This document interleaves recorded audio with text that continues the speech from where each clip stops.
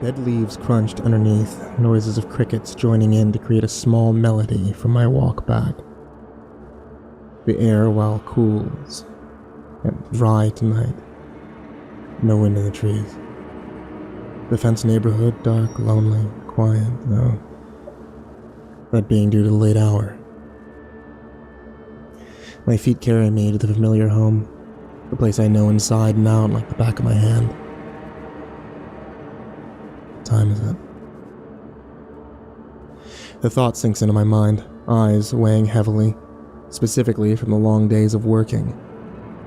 How was it weeks? So much work. All important work that means life or death to me. Sleep means nothing. Gets in the way. I go on until the point where I might collapse. I've never learned my own limit. Only at a few times I give heed to rest and find somewhere safe to sleep wherever I am. A few hours always make do, till the deadline ends. I can finally rest again. I slip past the side gate of the residence in front of me, careful to not push it past 3/4 of the way or I'll make a horrible racket. The last thing I want is noise. A huge noise that would awake any sleeping soul around. That would just be another nuisance. I don't need more eyes on me. Well, not more than the eyes that already have been looming on me since the beginning, watching my every move, staring, stalking. I approach the backside with that feeling of still being watched. I'd rather use this door when no one could spot me. It's safer, less intruding people to catch me from here, yet with hesitation I still have to... No need to look around and check the surrounding area. It's me again. Holding my breath, my eyes scanning the darkness for anything. The feeling still looming over me, crushing its weight on me, I turned my attention back to the door. New locks. New code. No one can get into this place now without the knowledge of both. I took a deep breath. Starting to fiddle with the lock, it's jammed quickly on me. It's great. A low growl slips past my lips, focusing more on the stubborn lock. A defect, but a welcoming challenge. My teeth grit, my growing focus distracting me between the paranoia of being watched, this damn stupid lock. I could feel it growing. Those eyes in such an intense stare. The image of a prey being cornered by its predator, just ready to attack and sink into the most vulnerable parts of me. Feeling my heart starting to race, I push it all into one final rough shove. Not short after, I'm greeted by the heavenly click of it giving way to me. I slip inside quickly, shutting the door behind me, making sure to lock it back before moving to the alarm system and placing in the monotonous long code I had learned by heart. I scan the room, then glance back to the door once more. I keep my gaze fixed onto the door, going through a deep string of thoughts. I stand there, my breathing being the only noise heard. My mind goes from trivial things as the door lock, situations leading up to the reason of getting the new locks on the door. And it came to me. All the sounds around the place, the shift of things either being placed into new locations or going missing completely. The sudden broken coffee mug in the middle of the floor, those constant sound, I can hear it clearly. Echoing, taunting me. Was it all in my head? Drip, drip, drip. It was driving me nuts, waking to the sound or coming back inside from a long day, always the same sound. Drip, drip, drip. Even thinking of it now makes my blood boil, my heart pound, and fall down in my chest with an agonizing pain. I try to shake myself free of my trance, inhaling quickly. It stopped as soon as the security was changed. I gave a nod to myself in my mind, reaching the conclusion that with a bit of grease, the lock will give way without the frustration. No need to even bother with turning on the lights. The basement couldn't be too hard to find. I followed my path down the stairs, letting the sounds of my exhausted steps echo loudly on the staircase. A few creaks under my weight, always on the 6th and 10th step. The door moved without any impedance. Icy chill from the room hit me, following with a musty smell reaching my nostrils. I stop. When I was unable to recall where I left off, what I was looking for in here, I grumbled as I made my way around the room slowly, the solitary window giving the room a beautiful but unsettling glow from the moon. The light casts an odd and distorting shadow on the hard, rough stone walls. As I keep searching about, my frustration starts growing over the amount of useless, annoying things gathering dust in this basement.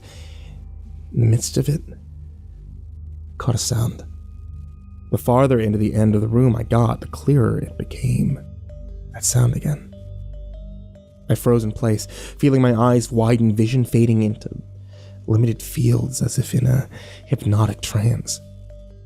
I listened to the rhythmic sound of the soft thud. 1, 2, 3, 4, I whisper under my breath. Counting the second that passed by with each sound, I'm no longer really focused on my actions, making my way closer to the sound as if an invisible force urges me to go there. My body moves in front of a leaky pipe. The water softly drips out of its weak point, clearly cracked open with a rusting over time. I continue to stand there and just stare. With seconds passing, my moods switched from an unsettled calm to an aggravated state. My eyes gazed down onto the leaky pipe with anger. A curse leaves my lips. There's enough at the moment to deal with. I don't have time for this stupid mess. I grab a tool hanging from my belt, lifted it high into the air, ready to fix this pipe. And I hear a scuffling sound. I freeze in place, listening closely. The longer the silence fills the room, the louder the scuffles seem to get, and the more damning each drip of water feels. The noise as if it's going to alert the thing in this location. Drip, drip, drip. I held my breath. The rhythmic drips only seemed to get louder. I could hear the noise getting closer, moving above me. I believed to hear something fumbling outside in the yard, maybe, but it was definitely coming from up above. There was a whisper. A hushed voice speaking out, nearly muted by the sounds within the building. I hear it, a click, twist, turn, and with that they opened a door upstairs. They got in.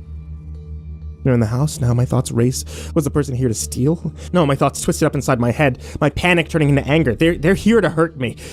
With the tool tightly in my hands, I moved down, moving quietly towards the door. I held my breath, listened to where exactly the person could be located. I could feel my pulse beating against this tool, long, heavy, metallic. The living room. They were there. I started to sneak, avoiding the 10th step. The 6th step that scared me and alerted me earlier. I gripped the tool in my hands once more, adjusting my grip on it. In that moment, I knew I was about to do this person more harm than they were thinking of doing to me. My teeth gritted together, breathing slowly so they became more audible. My back pressed against the wall. I thought quickly, guessing the possible forms of the attack. I heard them messing with something metallic. Not a gun. Maybe some other weapon like mine, a crowbar, a bat. Doesn't matter. I needed to listen carefully and attack them before they could get to me. My knuckles ached with the pressure so eagerly I wished to peek out, see exactly where they're holding up, size them up, take them down. It's too risky. I could hear my heart pound faster, flooding my head. I waited, with bated breath, a step here, a step there. The person's breathing labored, still unaware that I knew they were here. The sound of metal moving and ringing, their voice was silenced, their steps slowly walking towards me. I felt my eyes widen once again, the tool in a death grip ready to swing with all my might. Tap, tap, tap. Then silent. I could hear them breathing.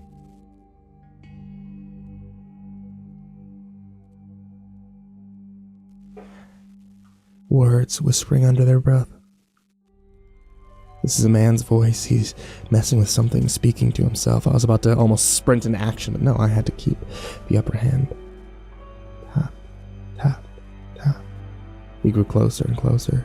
A few more steps and I saw the blur of motion. I quickly swung. A sickening crunch followed as my tool made contact, and in the merest moments I could see the shock in his tired, dull eyes, his greasy hair moving to the tool's groove. No control. No control. I can't stop myself. One hit just isn't enough. I swung again and again. He hit the ground and I couldn't stop. I kept slamming the tool down in a frenzy, the same way someone kills a bug. My eyes stared down at the scrawny man before me, the metal object under his hand, shaking against the tile floor where he fell with him. His greasy dark hair slowly soaked into the liquid, his other hand pale now and bearing the scars of one's labors, reaching out for something in his final moments.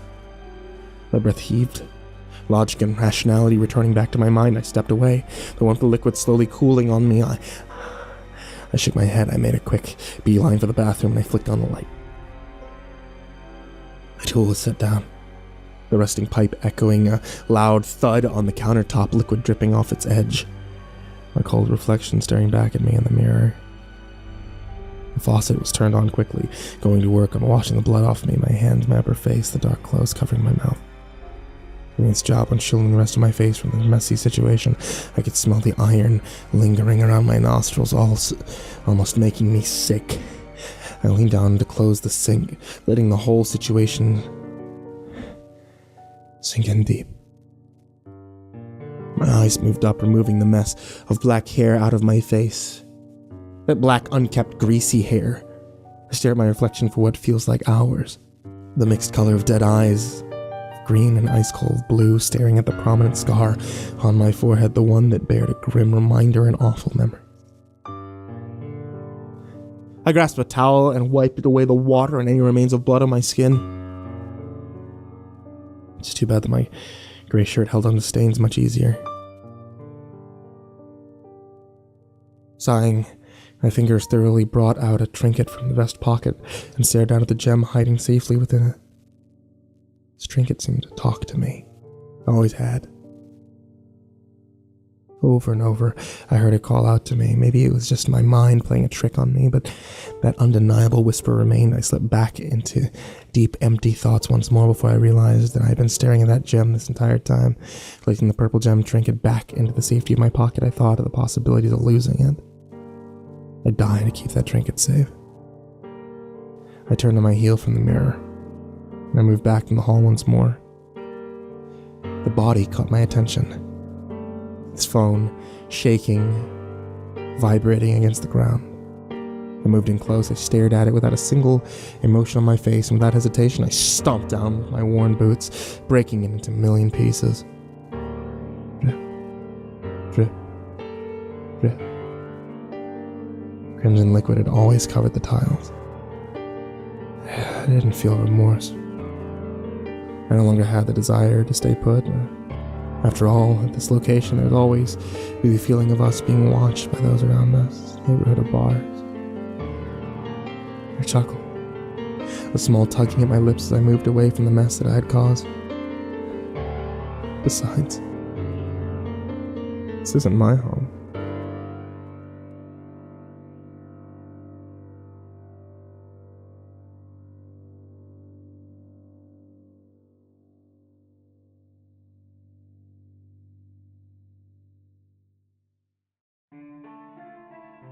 Hey there kids, it's me, MrCreepyPasta, and I wanted to tell you all thank you so much for listening to tonight's story, or watching tonight's story if you're on YouTube.